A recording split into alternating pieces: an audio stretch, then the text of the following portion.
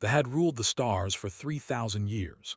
They were massive creatures, standing almost 9 feet tall with thick armored skin that could stop most weapons. They had 4 powerful arms, each ending in claws sharp enough to tear through metal. Their eyes were black and cold, showing no emotion except hunger and rage. Every species in the galaxy feared them, and that fear was well-deserved. In all their long history, they had never lost a war. They had never even come close to losing. When they found a new species, they gave them a simple choice: submit and become slaves, or fight and be destroyed. Most species chose to submit. Those who chose to fight quickly wished they had not. They did not just defeat their enemies. They erased them completely, burning their worlds and scattering their ashes across the void of space. The galactic community had a name for they called them the Alpha species. It was not a title anyone had given them. It was simply a fact that everyone accepted. They were the strongest, the most dangerous, the most powerful beings in known space. Challenging them was not just foolish, it was suicide. Commander stood on the bridge of his flagship, the Devastator, watching as his fleet finished their latest conquest. The planet below had belonged to a species called They were peaceful traders who had made the mistake of refusing to pay their tribute on time, had responded by burning their 3 largest cities from orbit. The survivors were now begging for mercy through every communication channel they could access. Felt nothing as he listened to their pleas. This was how the universe worked. The strong took what they wanted, and the weak either served or died. They had forgotten their place, and now they were being reminded of it in the harshest way possible. His second-in-command, a veteran named, approached with a tablet displaying their latest intelligence reports. Had served under for over 50 years and had participated in the subjugation of more than 20 species. He was loyal, efficient, and just as brutal as his commander. Took the tablet and scrolled through the information without much interest. More tribute collections, more patrol routes, more administrative matters that bored him. He had spent the last decade crushing species that could barely fight back, and it had left him restless.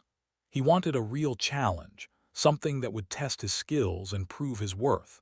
But there was nothing in the galaxy that could provide such a challenge. Then he saw a notation at the bottom of the report. A new species had been detected at the edge of the spiral arm, in a region of space that had previously been considered empty and worthless. Long-range probes had discovered a yellow star with 8 planets orbiting it. The 3rd planet from the star was home to a civilization that called itself humanity. Studied the data with growing contempt. These humans were small and soft, barely over 6 feet tall with no natural weapons or armor.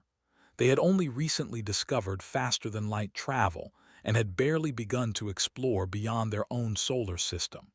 Their technology was primitive, their military forces were tiny, and they seemed completely unaware of the larger galaxy and its dangers. In other words, they were perfect prey. Called for his communications officer and dictated a message. It was the same message that had sent to hundreds of species before: submit or be destroyed. You have 30 planetary rotations to decide. He ordered the message transmitted toward the human and then returned to watching the cities burn. 30 days. That was more than generous. Most species begged for mercy within the first week. On Earth, in a military command center built into the mountains of Colorado, Admiral Cole received the alien transmission at 3 in the morning local time.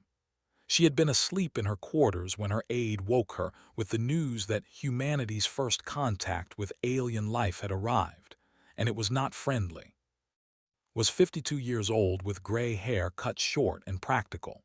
She had served in the military for 30 years, rising through the ranks through a combination of intelligence, determination, and an absolute refusal to panic under pressure. She had commanded troops in 3 different wars and had earned a reputation as someone who could find a way to win even when the odds were against her. She read the alien message twice, her face showing no expression.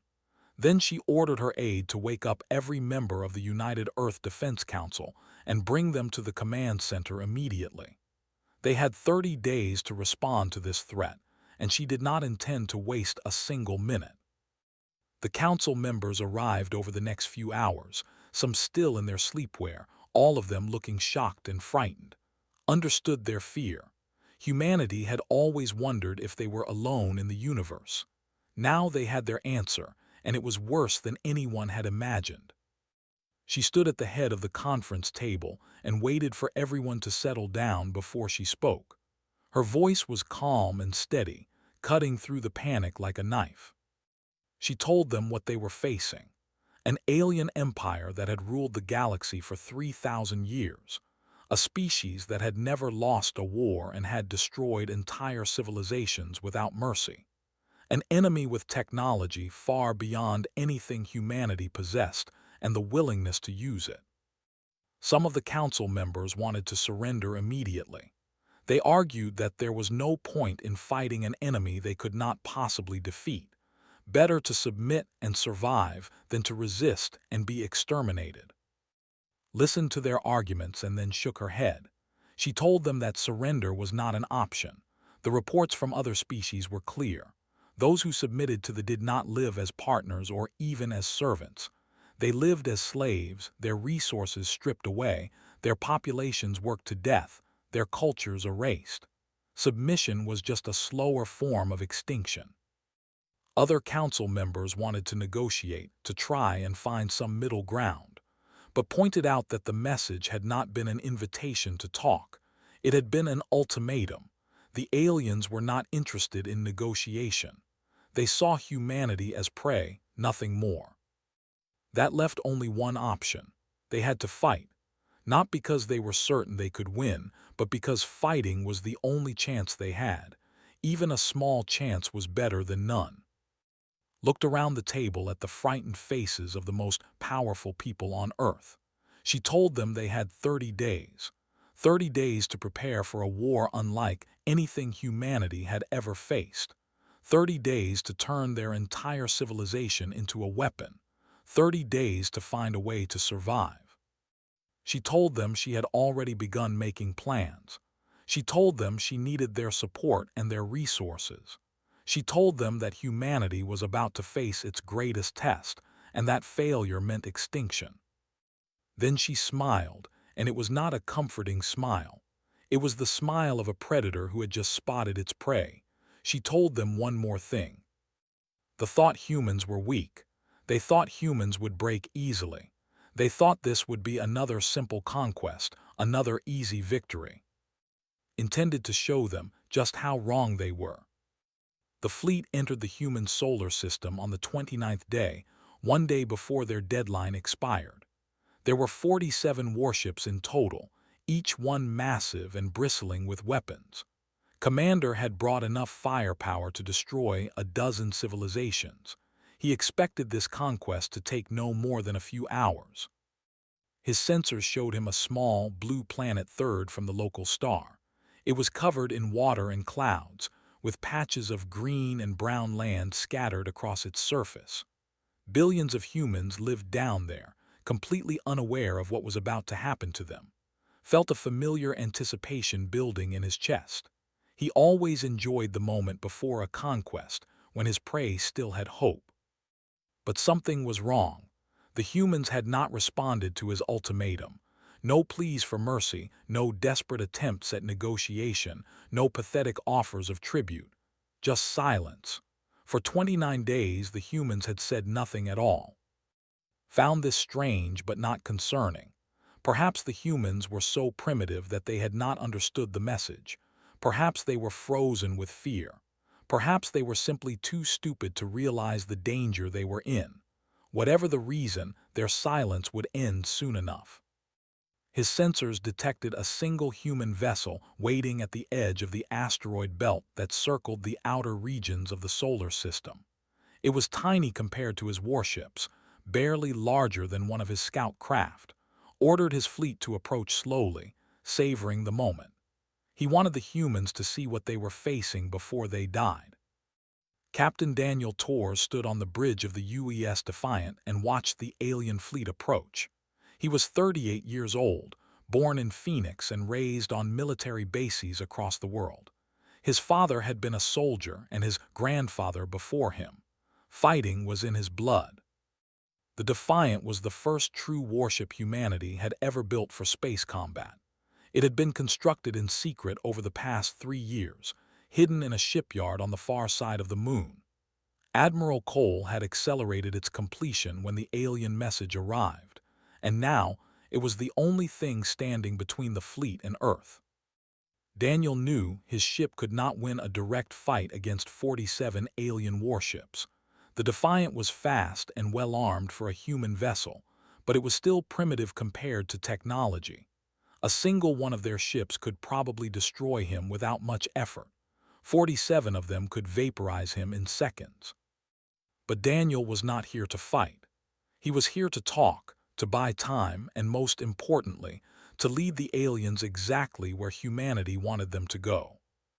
His tactical officer, a young woman named, reported that the alien flagship was attempting to open communications. Daniel told her to accept the transmission and stood straight, making sure his uniform was perfect. First impressions mattered, even when you were facing certain death. The flickered and then filled with the image of Commander. Daniel had seen pictures of them from intelligence reports, but seeing one in person was different. The alien was massive and terrifying, with black eyes that held no warmth or mercy. His 4 arms were folded across his armored chest, and his mandibles clicked together in what might have been amusement. Spoke first, his voice deep and rumbling. He told Daniel that he was brave to face the fleet alone. Foolish, but brave. He asked if humanity had decided to submit. Daniel smiled. It was not a friendly smile. He told the alien that humanity had a counteroffer. Leave now and they would be allowed to live. The alien made a strange sound that the computer translated as laughter. Asked if this one small ship was threatening an entire armada. He said that humanity truly was as stupid as they were weak. Daniel kept smiling. He told that he was not threatening them, he was warning them. This was their one chance to turn around and go home, take it or do not. Ended the transmission without another word. Moments later, reported that the alien fleet was powering up their weapons. Daniel gave the order to retreat. The Defiant turned and fled toward the asteroid belt at maximum speed, pushing its engines harder than they had ever been pushed before. Behind them, the fleet gave chase, firing their weapons at the fleeing human ship. Reported near misses as alien energy blasts streaked past the Defiant, each one powerful enough to destroy them instantly. Daniel kept his eyes on the navigation display, watching the distance to the asteroid belt shrink with each passing second. They just needed to survive a few more minutes.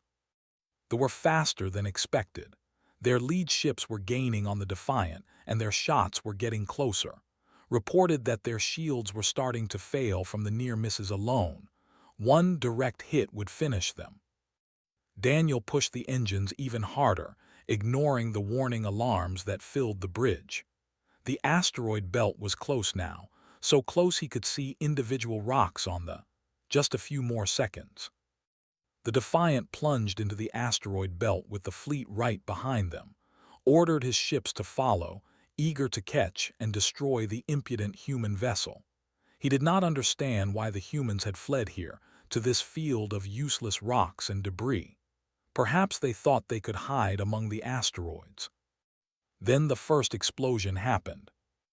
A destroyer disappeared in a ball of fire as it collided with something hidden among the rocks. Then another ship exploded, and another. Suddenly, the asteroid belt was filled with fire and death as hidden weapons activated all around the alien fleet. Humanity had spent their 30 days well. They had not been paralyzed with fear or frozen with indecision. They had been preparing. Every asteroid in this section of the belt had been mined with explosives. Weapons platforms had been hidden among the rocks, programmed to activate when alien ships came within range. Thousands of small drone ships waited in the darkness, ready to swarm the enemy. Admiral Cole had turned the asteroid belt into a killing ground, and the had walked right into it. On Earth, watched the battle unfold on her displays. She saw alien ships exploding one after another as they triggered the traps her people had set. She saw drone swarms descending on the larger vessels, overwhelming their defenses through sheer numbers. She saw the Defiant weaving through the chaos, still alive, still fighting. Lieutenant Commander Rick Palmer coordinated the attack from a hidden command station deep within the belt. He was 29 years old, a programmer who had helped design the automated defense systems.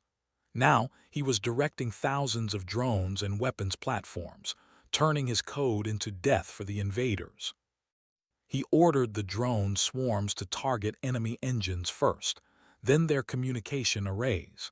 He wanted the blind and helpless before they understood what was happening to them. On the bridge of the Devastator, Commander watched in disbelief as his fleet was torn apart. This was impossible. The humans were primitive, weak, insignificant. How were they doing this? His tactical officer reported the losses. 12 ships destroyed in the first few minutes, more damaged and struggling to retreat. The humans were losing ships too, but they did not seem to care.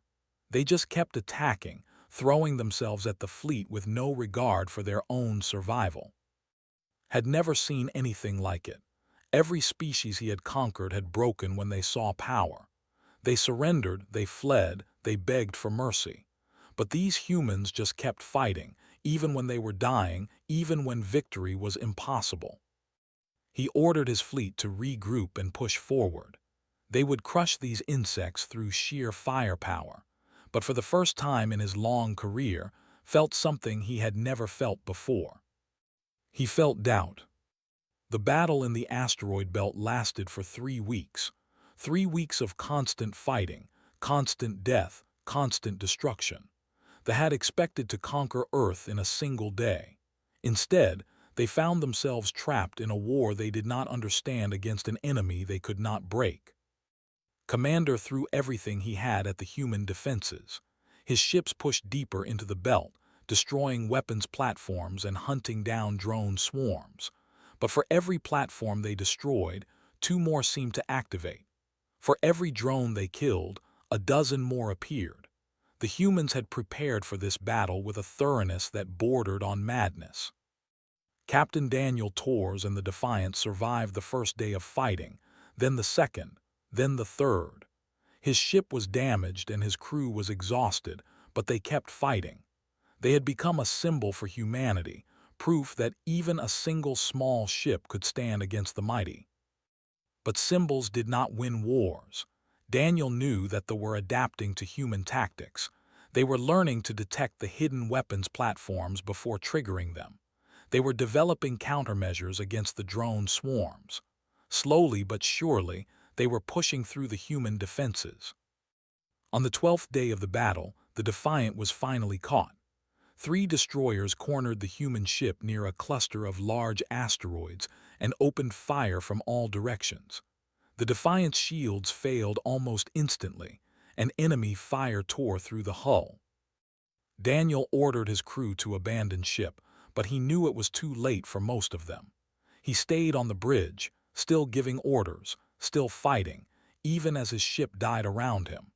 His last act was to aim the crippled Defiant at the nearest destroyer and push the engines to maximum.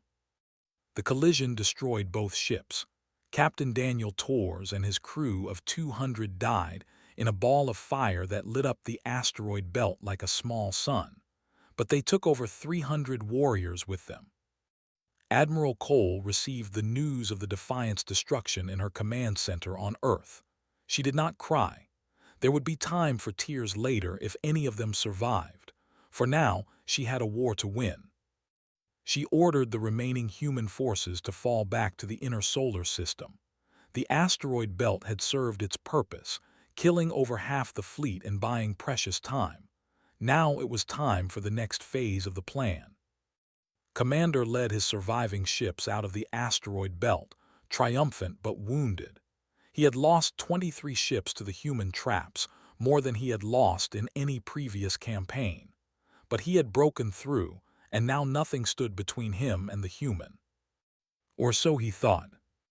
The second line of human defenses waited near the orbit of Mars.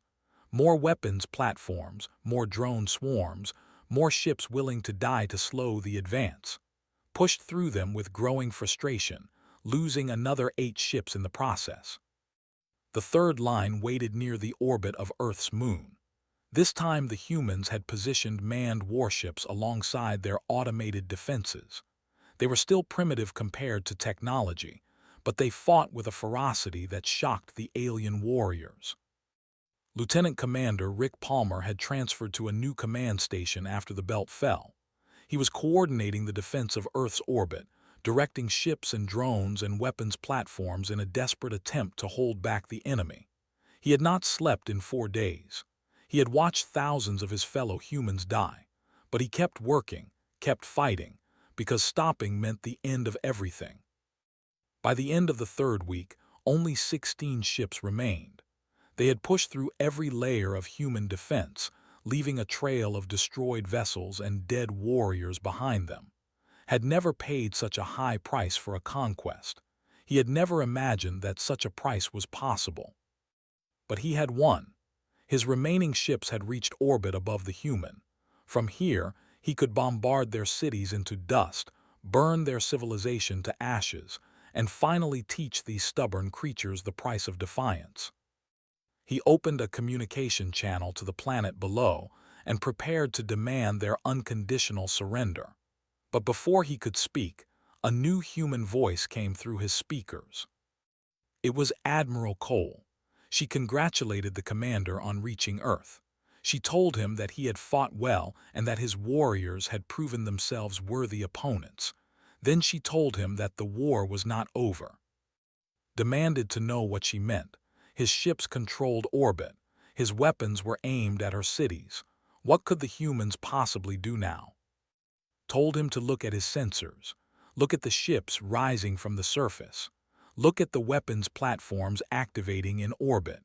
Look at the missiles launching from hidden bunkers all across the planet. The humans had been building while they were fighting. Every factory on Earth had been converted to war production. Every mine had been stripped of resources. Every citizen who could hold a tool had been put to work creating weapons. The 3 weeks of fighting in the asteroid belt and the inner system had not been a desperate defense. It had been a delaying action, buying time for Earth to arm itself. Looked at his sensors and felt his confidence crack. Thousands of small ships were rising from the planet. Hundreds of weapons platforms were coming online. The entire orbital space around Earth was filling with human weapons, all of them aimed at his fleet. He still had superior technology. His ships could probably destroy most of these primitive weapons before they got close. But he had only 16 ships left, and his crews were exhausted from 3 weeks of constant combat. If the humans threw everything they had at him, they would take many of his remaining vessels with them. For the first time in his long career, Commander considered retreat. He had never retreated before. The very concept was alien to military thinking, but he had also never faced an enemy like this. He made his decision. He ordered his fleet to withdraw from Earth orbit and retreat to the edge of the solar system. They would wait there for reinforcements. The Empire had hundreds more ships, thousands more warriors. They would return with overwhelming force and finally crush these stubborn humans. Cole watched the alien fleet retreat and allowed herself a small smile. They had won the first battle. Humanity was still alive. But she knew this was not over. They would return. They would bring more ships, more weapons, more warriors. This war was just beginning. She turned to her aide, a young officer named Greg, and told him to send a message to every nation on Earth. Tell them what had happened. Tell them what was coming. Tell them that humanity needed to prepare for a long war. Greg asked her if she thought they could win. Was quiet for a moment. Then she told him that she did not know if they could win, but she knew one thing for certain. Humanity would never surrender. They would fight until the last human was dead, if that was what it took. That was the nature of humanity. When threatened with extinction, they did not break. They got angry. And angry humans were the most dangerous things in the universe. They returned 6 months later with a fleet of 140 ships. Commander had reported his defeat to the High Council and had requested massive reinforcements. The Council had been shocked that a primitive species had inflicted such losses on their warriors, but they had granted his request.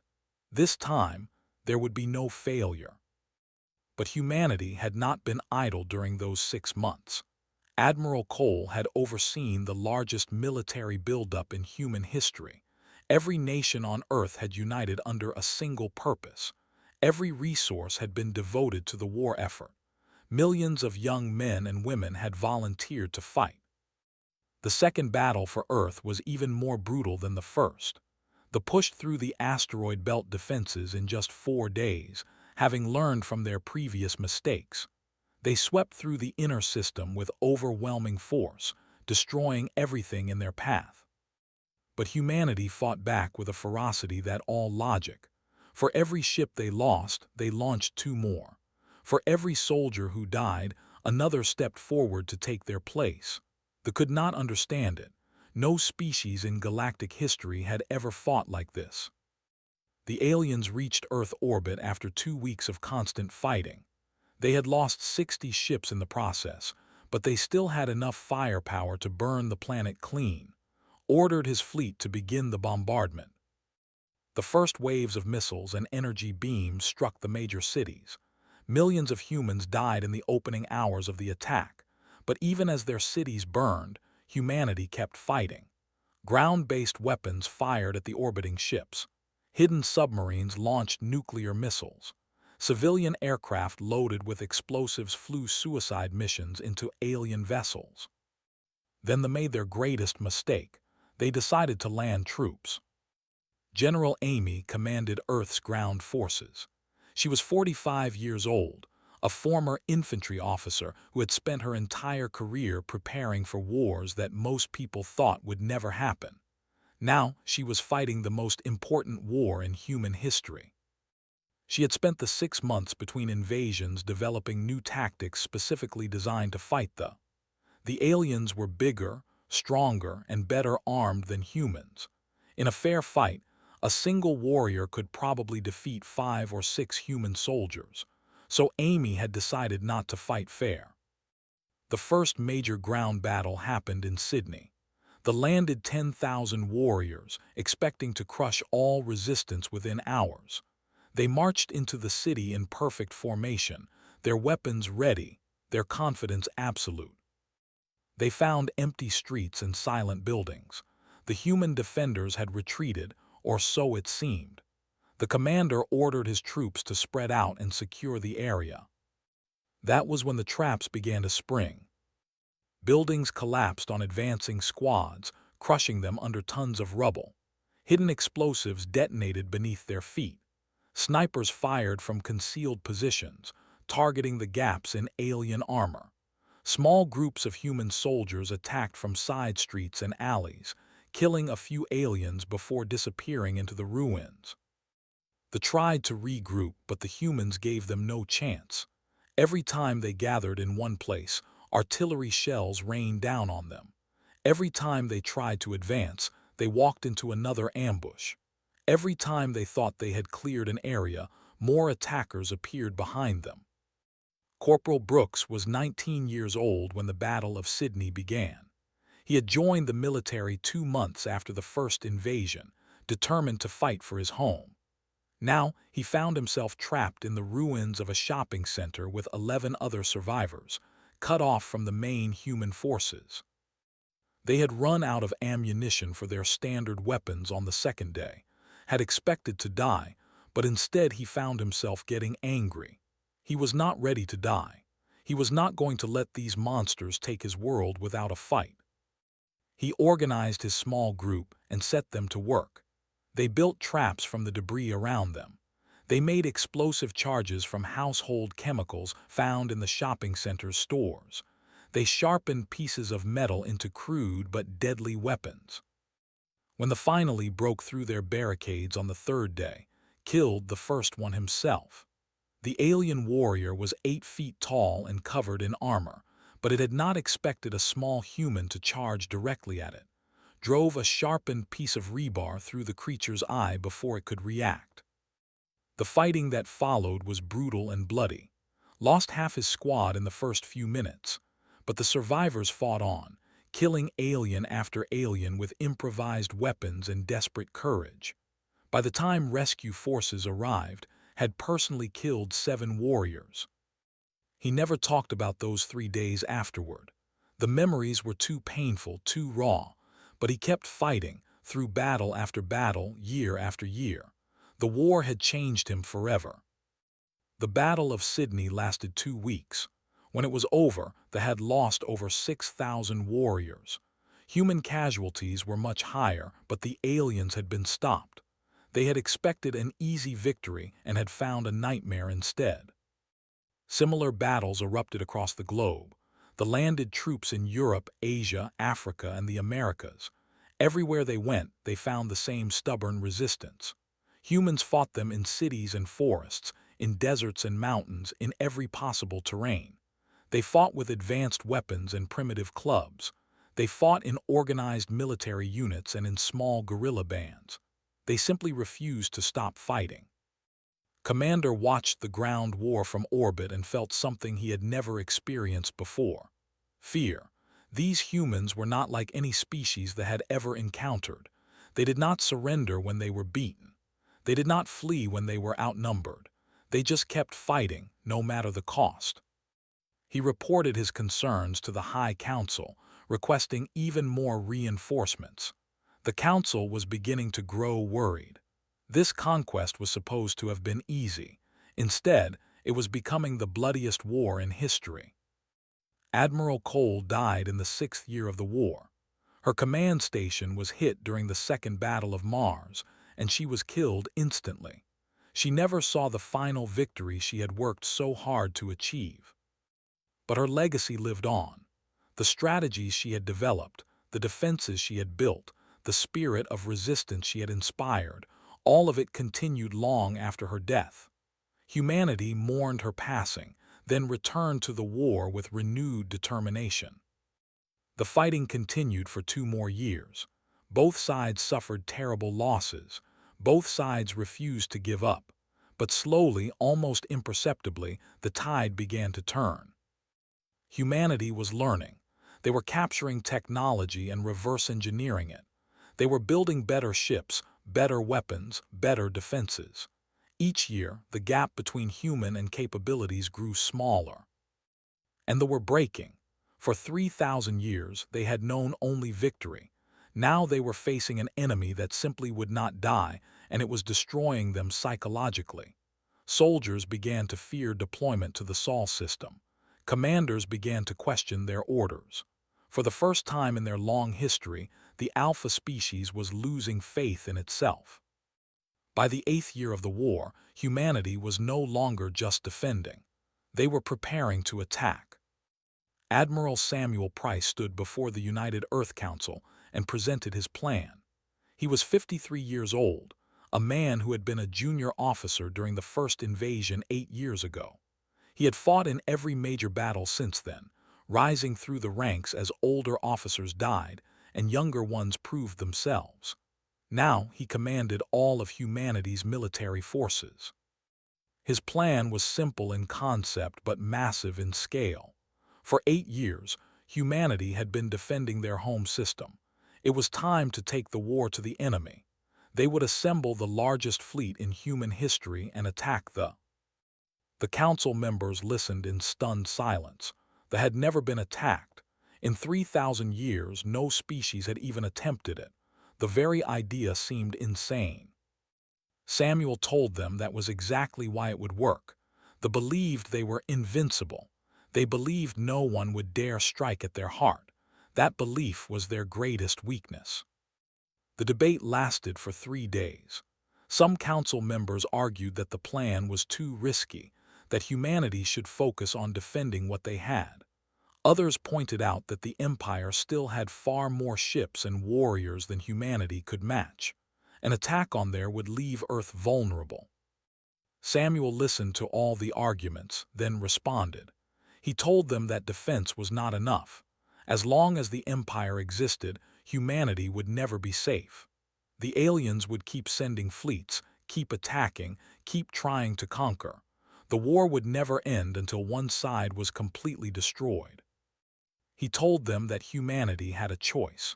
They could wait for them to build up their forces and launch another massive invasion, or they could strike first, while the enemy was weakened and demoralized. He told them that the soldiers who would fight this battle understood the risks. They were willing to die, if that was what it took to protect their home.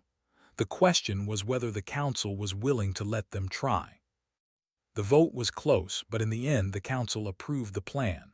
Operation Harvest would proceed. It took 6 months to assemble the invasion fleet. Over 2,000 ships, carrying 500,000 soldiers. It was the largest military force humanity had ever created, representing the combined efforts of every nation on Earth. Colonel Lisa Monroe commanded the ground forces. She was 41 years old, a veteran of countless battles. She had lost her husband in the Battle of Sydney and her brother in the Second Battle of Mars. She had no mercy left in her heart for the journey to the enemy took 18 months. 18 months of traveling through hostile space, fighting off patrols, pushing ever deeper into alien territory. They lost ships along the way, but they kept moving forward. When they finally reached the home system, they found exactly what Samuel had predicted. The enemy was not prepared. They had sent so many fleets to attack humanity that there was relatively undefended. They had never imagined that their prey would become the predator. The space battle lasted 5 days. Human ships swarmed the defenders, using tactics they had developed over 8 years of war. The aliens fought bravely, but they were outnumbered and outmaneuvered. One by one, their ships were destroyed. Then came the landing. Lisa Monroe led the first wave of troops onto soil. The alien was harsh and brutal, with a heavy gravity and a toxic atmosphere that required humans to wear protective suits. But they had trained for this. They were ready. She spoke to her soldiers before the drop ships launched. She reminded them of everything they had done. The cities burned, the millions killed, the 8 years of constant war. She told them to remember Sydney and Mars and Earth. She told them to make the enemy remember humanity. The ground war was the bloodiest fighting of the entire conflict. They defended there with desperate fury, knowing that defeat meant the end of everything they had built. Human soldiers faced warriors who were bigger, stronger, and fighting for their very survival. But humanity had something they did not. They had 8 years of experience fighting these aliens. They knew their tactics, their weaknesses, their psychology, and they had rage, cold and pure, built up over years of death and suffering. The fighting moved from city to city, fortress to fortress. Human forces pushed forward relentlessly, taking ground inch by inch. They threw everything they had at the invaders, but nothing could stop the advance. On the 7th day, the capital fell. Lisa Monroe personally led the assault on the final stronghold, fighting through the streets alongside her troops. She took a wound to her leg but refused evacuation, limping forward with her weapon raised until the last enemy position was overrun.